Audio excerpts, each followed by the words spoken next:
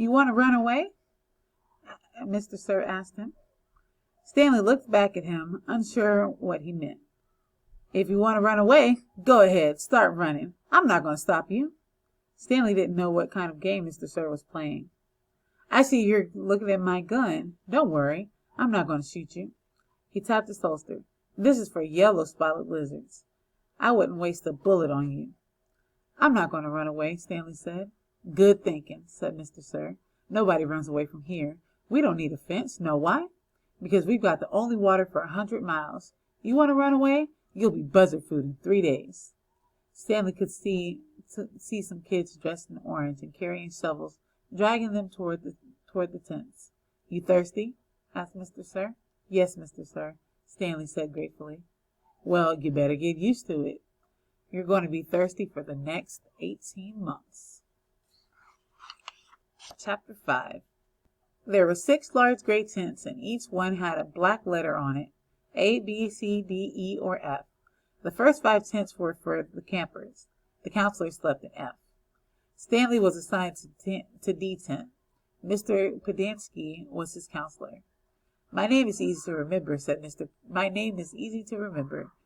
Pedinsky, as he shook hands with Stanley just outside the tent. 3 easy words: pen, dance, key. Mr. Sir returned to the office.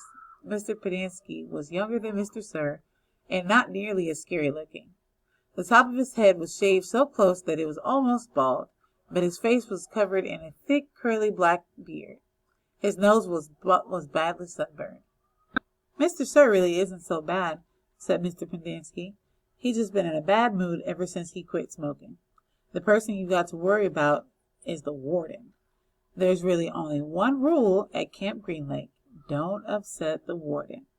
Stanley nodded as if he understood. I want you to know, Stanley, that I respect you, Mr. Pedinsky said. I understand that you've made some bad mistakes in your life. Otherwise, you wouldn't be here. But everyone makes mistakes.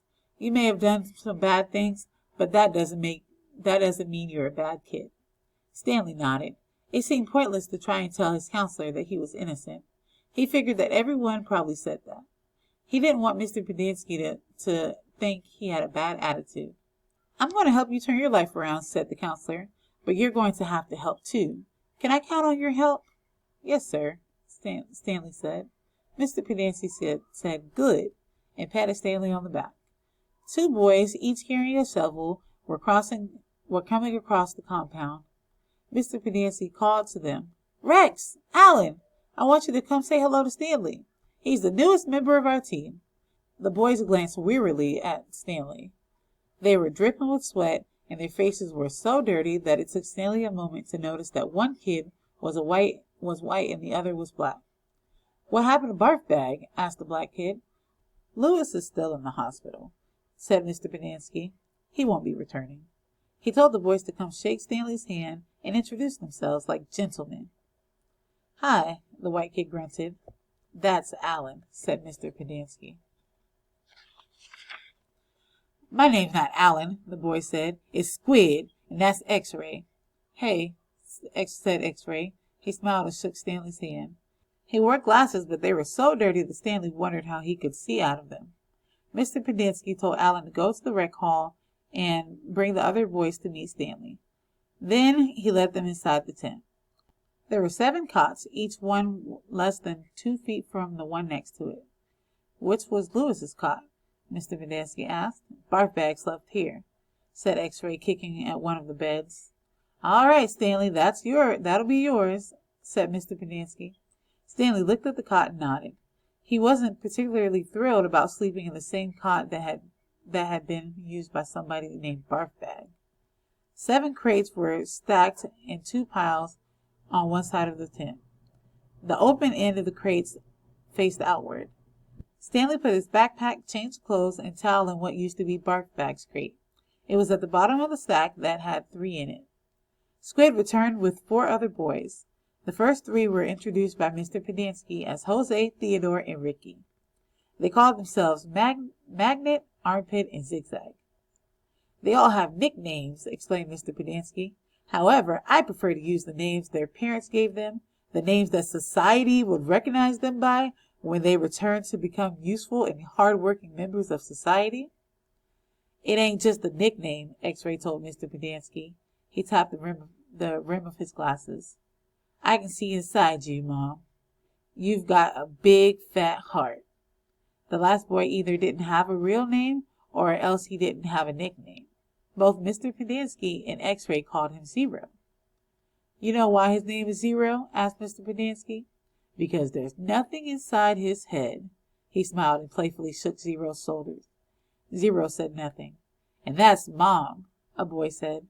Mr. Pendanski smiled at him. If it makes you feel better to call me Mom, Theodore, you go ahead and call me Mom. He turned to Stanley. If you have any questions, Theodore will help you. You got that, Theodore? I'm depending on you. Theodore spit a line of saliva between his teeth, causing some of the other boys to complain about the need to keep their homes sanitary. You were all new here once, said Mr. Pendanski, and you all know what it feels like. I'm counting on every one of you to help Stanley. Stanley looked at the ground. Mr. Pendanski left the tent, and soon the other boys began to file out as well, taking their towels and change of clothes with them.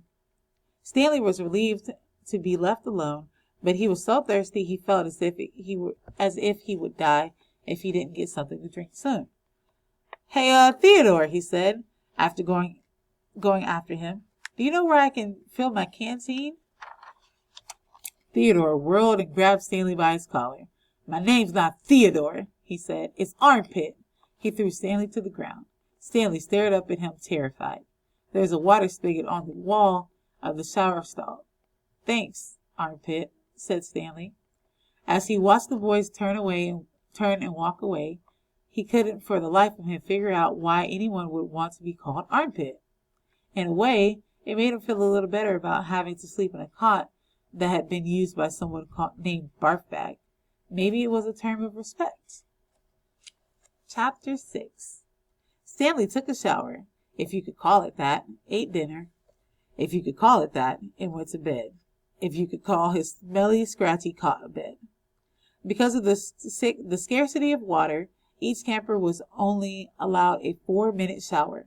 It took Stanley nearly that long to get used to the cold water. There was no knob for hot water. He kept stepping into, then jumping back from, the spray until the water shut off automatically. He never managed to use his bar of soap, which was just as well because he wouldn't have had time to rinse off the suds. Dinner was some kind of stewed meat and vegetables. The meat was brown and the vegetables had once been green. Everything tasted pretty much the same. He ate it all and used his sliced bread to mop up the juice. Stanley had never been one to leave food on the plate, no matter how it tasted. What'd you do? One of the campers asked him. At first Stanley didn't know what he meant. They sent you here for a reason. Oh, Stanley realized. I stole a pair of sneakers. The other boys thought it was funny. Stanley wasn't sure why. Maybe because their crimes were a lot worse than stealing shoes. From a store? Or were they on somebody's feet? Asked Squid. Neither, Stanley answered. They belonged to Clyde Livingston. Nobody believed him. Sweet feet? Said X-Ray. Yeah, right. No way, said Squid. Now, as Stanley lay on his cot, he thought it was kind of funny in a way. Nobody had believed him when he said he was innocent. Now, when he said he stole them, nobody believes him either. Clyde Sweetfeet Livingston was a famous baseball player. He led the American League in stolen bases over the last 3 years. He was also the only player in history to ever hit 4 triples in one game. Stanley had a poster of him hanging on the wall of his bedroom. He used to have the poster anyway. He didn't know where it was now. It had been taken by the police and was used as evidence of his guilt in the courtroom. Clyde Livingston also came to court. In spite of everything, when Stanley found out that Sweetfeet was going to be there, he was actually excited about the prospect of meeting his hero. Clyde Livingston testified that they were his sneakers and that he had donated them to help raise money for the homeless shelter. He said he couldn't imagine what kind of horrible person would steal from homeless children. That was the worst part for Stanley. His hero thought he was a no-good, dirty, rotten thief. As Stanley tried to turn over on his cot, he was afraid it was going to collapse under all his weight. He barely fit in it. When he finally managed to roll over on his stomach, the smell was so bad that he had to turn over again and try to sleep on his back. The cot smelled like sour milk. Though it was night, the air was still very warm. Armpit was snoring 2 cots away. Back at school, a bully named Derek Doone used to torment Stanley. The teachers never took Stanley's complaints seriously because Derek was so much smaller than Stanley. Some teachers even seemed to find it amusing that a little kid like Derek could pick on someone as big as Stanley. On the day Stanley was arrested, Derek had taken Stanley's notebook and, after a long game of come and get it, finally dropped it in the toilet in the boys' restroom. By the time Stanley retrieved it, he had missed his bus and had to walk home. It was while he was walking home, carrying his wet notebook, with the prospect of having to copy the ruined pages, that the sneakers fell from the sky. "I was walking home and the sneakers fell from the sky," he told the judge. "One hit me on the head. It had hurt too.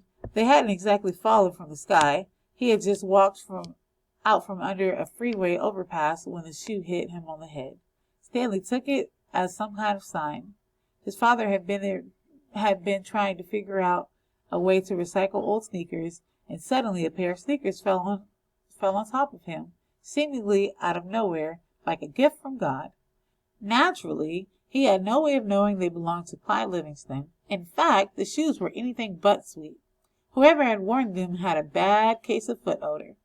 Stanley couldn't help but think that there was something special about the shoes, that they would somehow provide the key to his father's invention. It was too much of a coincidence to be a mere accident. Stanley had felt like he was holding Destiny's shoes. He ran. Thinking back now, he wasn't sure why he ran.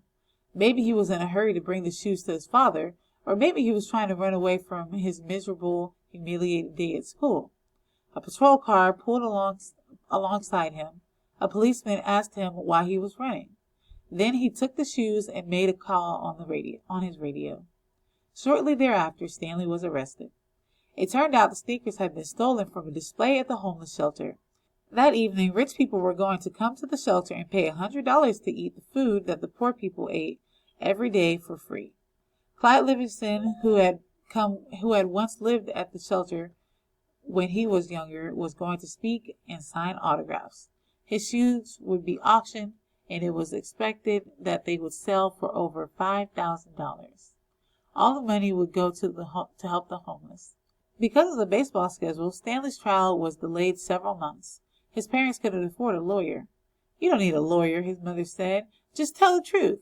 Stanley told the truth, but perhaps it would have been better if he had lied a little. He could have said he found the shoes in the street. No one believed they fell from the sky. It wasn't destiny, he realized. It was his no-good, dirty, rotten, pig-stealing great-great-grandfather. The judge called Stanley's crime despicable. The shoes were valued at over $5,000. It was money that would provide food and shelter for the homeless, and you stole that from them just so you could have a souvenir. The judge said that there was an opening at Camp Green Lake, and he suggested that the discipline of the camp might improve Stanley's character. It was either that or jail. Stanley's parents asked if they can have some time to find out more about Camp Green Lake, but the judge advised them to make a quick decision. Vacancies don't last long at Camp Green Lake. We are going to stop there, and on the next slide you're going to answer some questions about this, and then I will show you part of the movie holes that goes along with what we just read in the book.